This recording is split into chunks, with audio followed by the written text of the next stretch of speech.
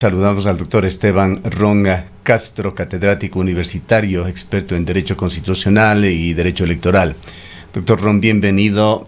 Una semana que se inicia con enormes preocupaciones para el país. Hay razones de todo tipo para esto, incluyendo aquí el malestar social, el anuncio de protestas sociales, de incluso paralizaciones en el corto plazo en Ecuador. En esta semana se iniciarán acciones de hecho tan pronto como el 1 de este mes por parte de los dirigentes sindicales, y a partir de la mitad de la semana estarán también integrándose sectores indígenas que coinciden en que no cejarán hasta que el presidente de la República renuncie. Pero más allá de esto, siguen sucediendo situaciones que merecen lectura, como este del Consejo de la Judicatura, que es en realidad una noticia aún en desarrollo, pues se ha actuado nuevamente, como se dice coloquialmente, entre gallos y medianoche, y hay cambios importantes en el Consejo de la Judicatura. Quisiéramos conocer su lectura sobre este tema. Bienvenido.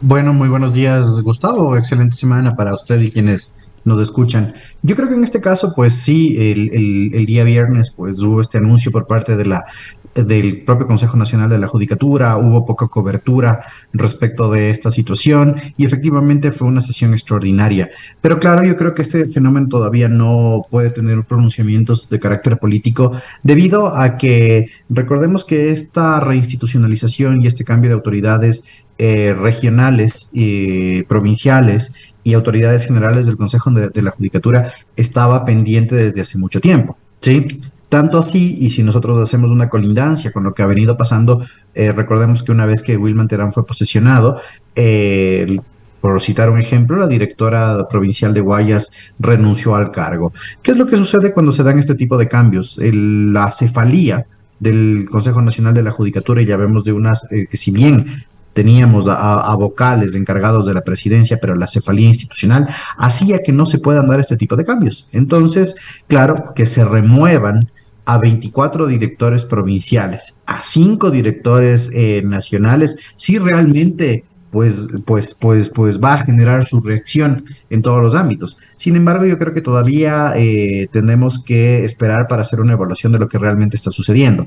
Claro que hay voces, y eso a través de redes sociales, que dicen que es una nueva maniobra entre correísmo, Partido Social Cristiano y otros actores políticos involucrados a efectos de tomar la justicia, pero recordemos que los anteriores directores provinciales y generales fueron posesionados de la misma manera, por una diferente mayoría y además a través de actos arbitrarios del Volcán Murillo. Entonces, vale la pena señalar eso también, ¿no? Si nosotros hacemos un poquito de memoria, recordemos que el Volcán Murillo, ahora que ya no es presidente de la República, discrecionalmente y sin convocatorias de pleno nombró ciertos directores generales. Entonces yo creo que también es un poco de ese temor al interior de los cambios. Yo creo que todavía es muy temprano como para pronunciarnos en este sentido y hacer una colindancia respecto de lo que sucedía en la Casa de la Cultura con las declaraciones de Leonidas Issa respecto de la posible paralización provincial en los próximos días y que se ha tomado por sorpresa y demás. Lo veo bastante complicado, pues un normal de curso de lo que está sucediendo, no veo que haya una correlación en ese sentido. Y por otro lado, pues la convocatoria de las sesiones extraordinarias, el Pleno del Consejo de la Judicatura tiene su propio reglamento y establece las formas en las cuales se pueden impugnar dentro de las propias sesiones los actos resolutivos del mismo y además la propia convocatoria. El tema recordemos que dentro del proceso parlamentario interno de cuerpos colegiados, como la propia judicatura, se establecen los mecanismos de modificación del orden del día y además, como te decía Gustavo, los actos impugnatorios de cada una de las resoluciones.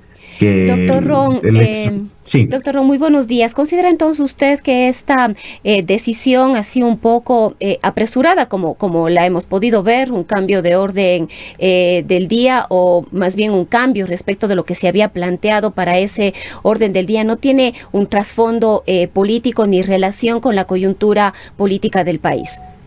Es muy temprano para señalar eso. Y además, como yo decía previamente, los cambios que se pueden dar dentro de los cuerpos colegiados de manera abrupta, como supuestamente es en este caso, siempre se van a dar cuando hay nuevas administraciones y al menos cuando una institución está en un estatus y digo estatus porque no es un estado de emergencia y que se requiere que realmente se actúe in situ. Y en otro sentido, pues quien ha señalado esto, pues que es el propio vocal Murillo, tiene los actos impugnatorios, por algo ha sido presidente de la propia judicatura y él pudo haber impugnado el orden del día, pudo haber impugnado las resoluciones y pudo haberse abstenido de las votaciones y luego cuando se tomen pues en el segundo pleno las respectivas declaraciones, perdón, las respectivas revisiones de las actas también existen medios impugnatorios, entonces creo que los mecanismos están ahí y creo que es una declaración exacerbada o al menos muy temprana y hacer esta colindancia con el juego político, todavía lo veo muy temprano. Y además creo que echar más gasolina al fuego de la desinstitucionalización que nosotros tenemos en este país sobre locuciones que todavía no han sido probadas, bastante imprudente en este caso. Para ganar elementos de juicio, en este caso, que reiteramos, coincidimos con ustedes, un tema aún en desarrollo, doctor. En desarrollo.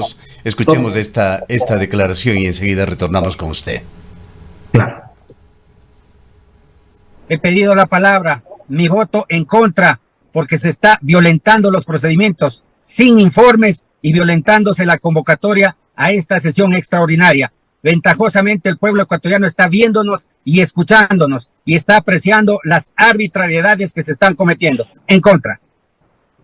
Señor presidente. El reparto de unos para intereses de otros no constituye un motivo de hipotecas las provincias por ninguna clase de intereses políticos, pues el país requiere una justicia independiente e imparcial en virtud de las normas constitucionales y la justicia tan anhelada por el pueblo ecuatoriano. Voto a favor. Con 3 votos afirmativos.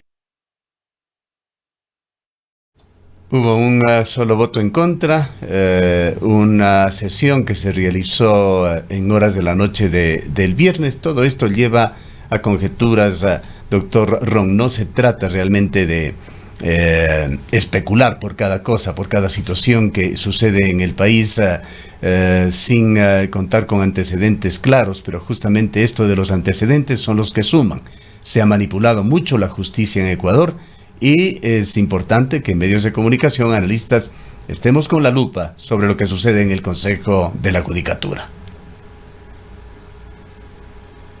Perdón, definitivamente, Gustavo, esto sí puede ser considerado como una situación a tomar en cuenta y que se encuentra en desarrollo, ¿no? Y sí, tenemos que estar tenemos que estar con la lupa en ese caso, desde los medios de comunicación, desde las personas que realizamos análisis de las diferentes situaciones del país y poder ver si es que efectivamente se da esta situación. Solo agreguemos un par de componentes en ese caso. Los votos de las personas dentro de la judicatura, pues se dice que inclusive ya se han cambiado de tendencias y demás, que existe una nueva mayoría entre los doctores Terán Muñoz y Barreno. Sin embargo, veamos qué pasa. Es la primera decisión fuerte que se toma en el Consejo Nacional de la Judicatura. Y alguna vez comentábamos contigo mismo, Gustavo, hace algunos meses cuando se daban este tipo de situaciones dentro del Consejo de Participación Ciudadana, la estructuración de mayorías, minorías y la designación de autoridades a veces de manera arbitraria, quien tiene que hacer esa defensa en el ámbito parlamentario son los propios magistrados dentro de una sesión. Vemos al vocal Murillo, por favor, pero conectado desde un carro, ¿no? Entonces, cuando uno trata de hacer una defensa elocuente, tiene que hacer una defensa in situ. Eso le dan las calidades, las calidades de pruebas de las resoluciones y más que nada de la diligencia en cuanto al cuestionamiento de la legalidad.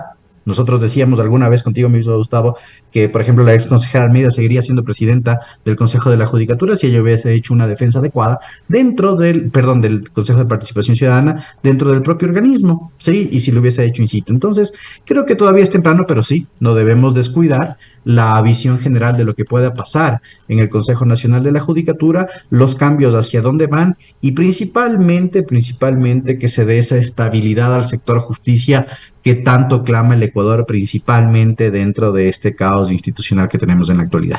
Bien, dejando esto en la en la mira, como habíamos señalado, doctor Ron. Veamos qué es lo que pasa en las próximas horas y qué interpretaciones se dan a estos temas. Vayamos a los problemas de carácter nacional. Tras las elecciones, el país se ha visto muy sacudido por diversas situaciones, los escándalos de tráfico de influencias en altos niveles del poder, juicios políticos que se anuncian y la conflictividad social que ha apuntado esta primera semana de marzo como punto de partida por parte de la CONAIE el Día de la Mujer el 8 de marzo a una serie de manifestaciones públicas para enfrentar al gobierno, con declaraciones tanto de dirigentes indígenas como de los dirigentes sindicales, en el sentido de que lo único que buscan y la única forma de concluir lo que sería este inicio de protesta sería la renuncia o la salida, de la manera que sea, del presidente Guillermo Lasso. Situación que se ha visto agravada por un hecho que se consumó de forma muy lamentable el día de ayer: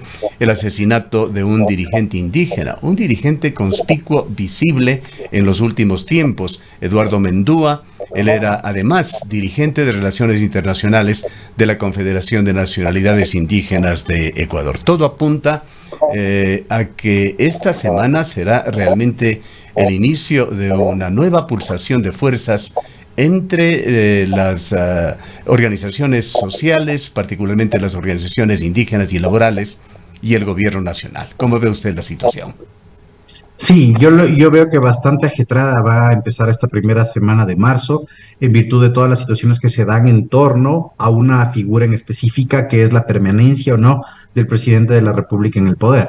De hecho, todos los análisis políticos, mediáticos y demás se están volcando en ese sentido para ver qué es lo que sucede con la posibilidad de permanencia del presidente de la República. Yo creo que en ese sentido, Gustavo, tenemos que hacer un efecto de descarte a efectos de ver cuáles son las posibilidades que realmente se tiene para que el presidente Lasso pueda continuar en el poder.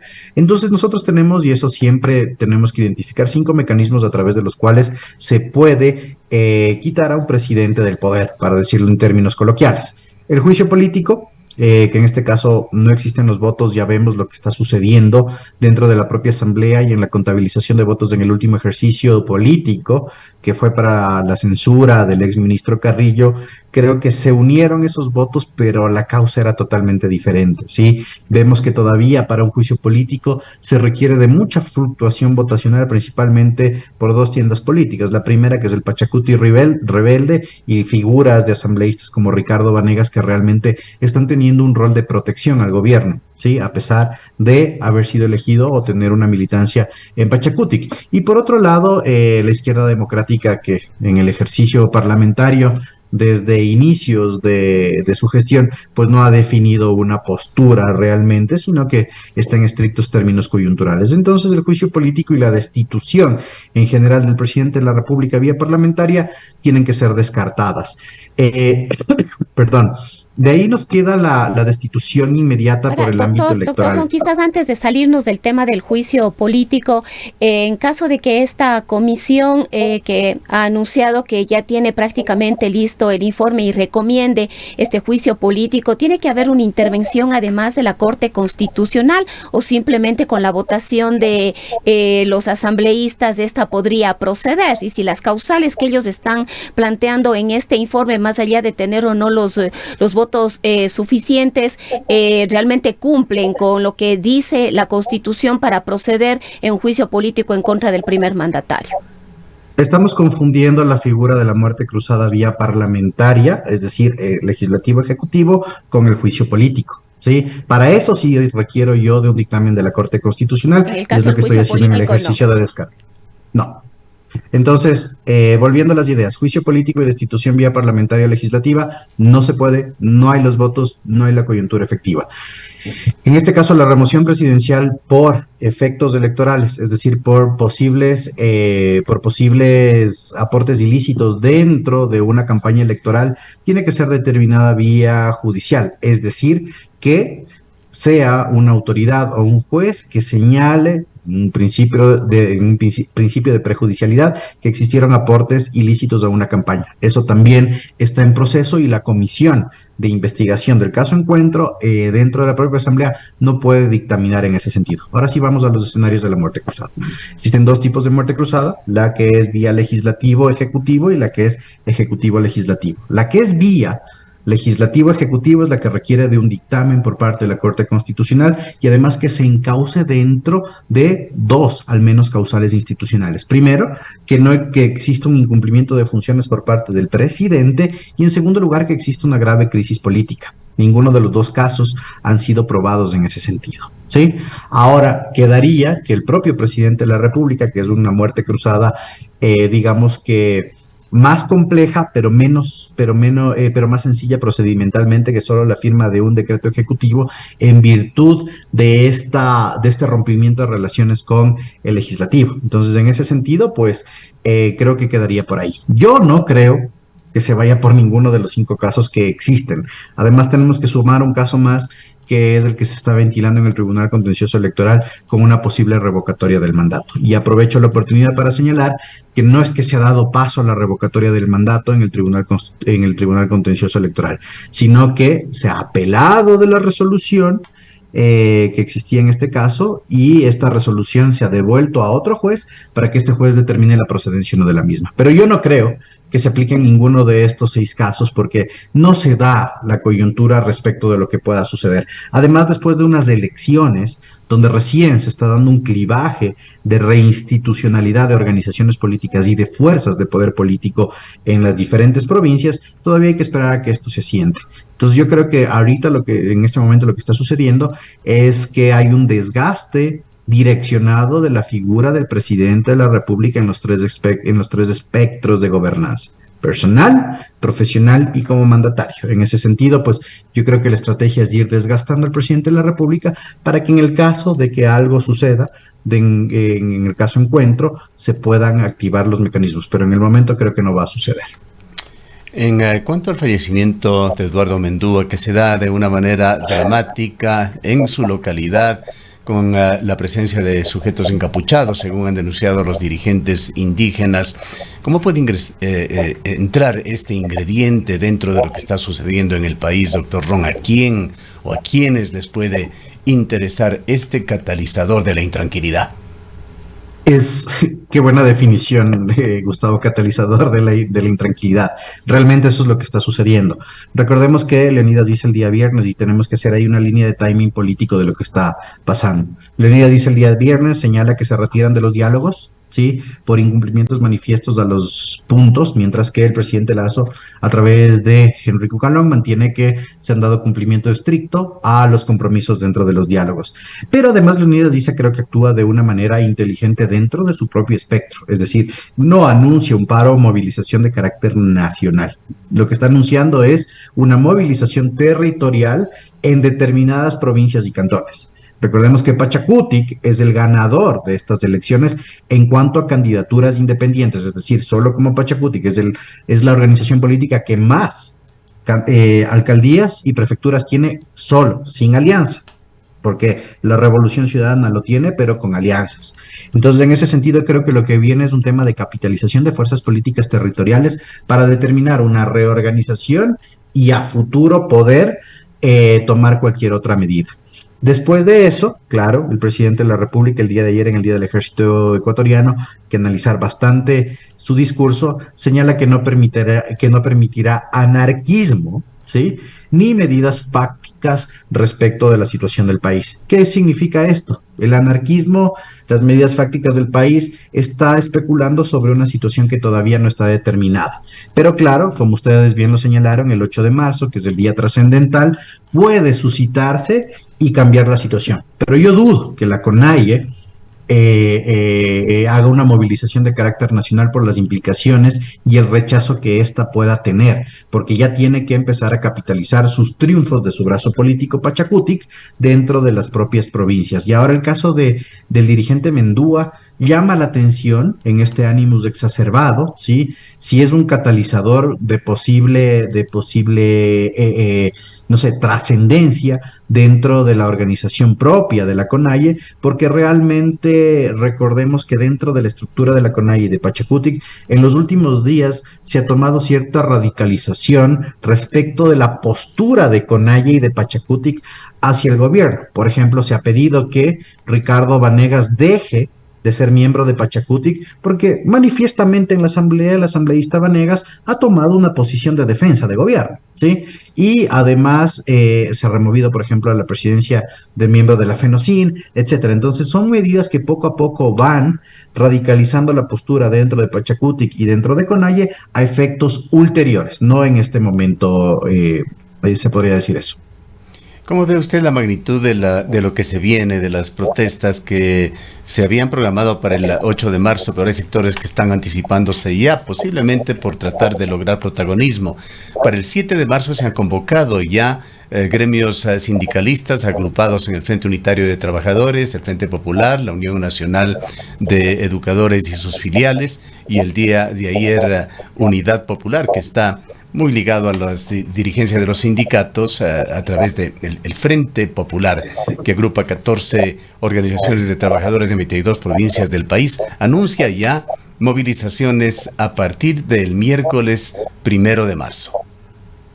De acuerdo, lo que nosotros tenemos en cuanto a la oposición respecto al gobierno y a la movilización fáctica es una dispersión de actores, que eso es algo con lo que la oposición de gobierno, en este caso con las manifestaciones, lo ha tenido desde inicios de la gestión del presidente Lasso. Ha sido una de las ventajas del presidente Lasso, pero una desventaja de los grupos de oposición. Esa dispersión y el no encontrar causas comunes, como se tuvo pues en el paro de octubre, que eso fue un evento en la cual se fueron uniendo las fuerzas dentro de un propio establecimiento de una causa común, va a ser bastante complicado en ese sentido que se puedan unir nuevamente, porque los actores que estuvieron alrededor y las circunstancias son irrepetibles. En ese sentido yo creo que tenemos que esperar a ver cuáles son las posturas de cada una de las agrupaciones, pero CONAIE con el Frente Unitario de Trabajadores nunca han tenido una sintonía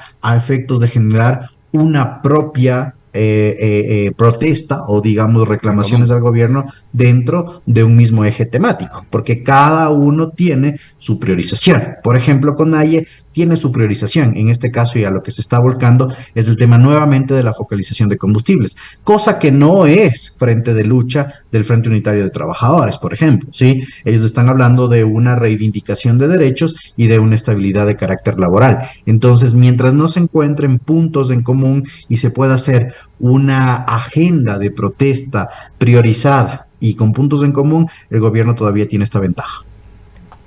En el tema del crecimiento económico del país, las proyecciones que se hacen, el riesgo país, Ecuador se ve muy afectado. Ante los anuncios de protestas sociales que se han dado desde la semana anterior, hay ya reacciones de la banca internacional. El banco JP Morgan ha previsto una desaceleración de la economía a 2,5% en el 2023 y justamente señala que esto se daría por las protestas sociales que se anuncian en Ecuador. ¿Cómo ve usted este aspecto, esta situación que de hecho esta caída en la economía que se prevé afectará a todos los ecuatorianos? En ese sentido tenemos que hacer una separación. El riesgo país siempre está ligado a un efecto postelectoral, ¿sí?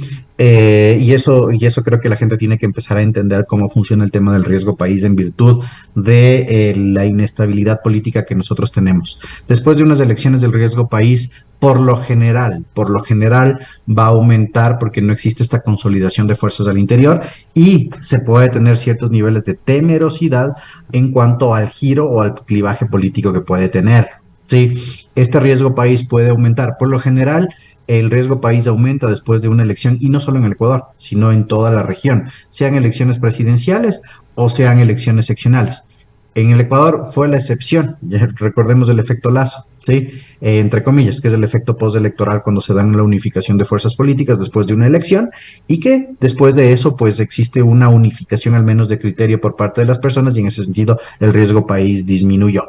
Sin embargo, el riesgo país tiene al menos 7 componentes a ser analizados dentro de los cuales, y principalmente componentes macro y microeconómicos que hacen que este aumenta o suba. Obviamente la inestabilidad política también es uno de los componentes, pero hay que analizarlo en ese sentido. La inestabilidad política y el tema de lo que está sucediendo hace que se aumente el riesgo país, más que nada, y usted señala una cosa, Gustavo, el tema de JP Morgan, que es la primera vez que JP Morgan, al menos dentro de los últimos 10 años, se ha manifestado respecto a la estabilidad política dentro de un Estado, en este caso el Ecuador, en el cual JP Morgan ha señalado que ven con preocupación que el presidente Lasso pueda terminar inclusive su periodo presidencial. Desde en ese momento, JP Morgan ha hecho ciertos análisis y nosotros nuevamente vemos la línea de tiempo.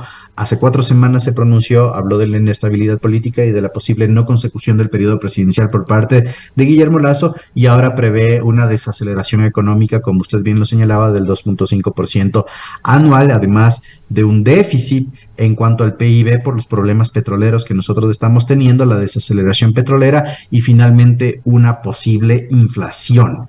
En ese sentido, el riesgo país, y debido a esos componentes macro y microeconómicos, va a aumentar. Obviamente el riesgo de inversión, y no es un año en el cual se iba a hacer inversión extranjera dentro del país, pero el riesgo de inversión aumenta. ¿Cómo se contrarresta esto? Con estabilidad política y laboral, que tampoco es el caso de nuestro país. Entonces, eso sería, estimado Gustavo.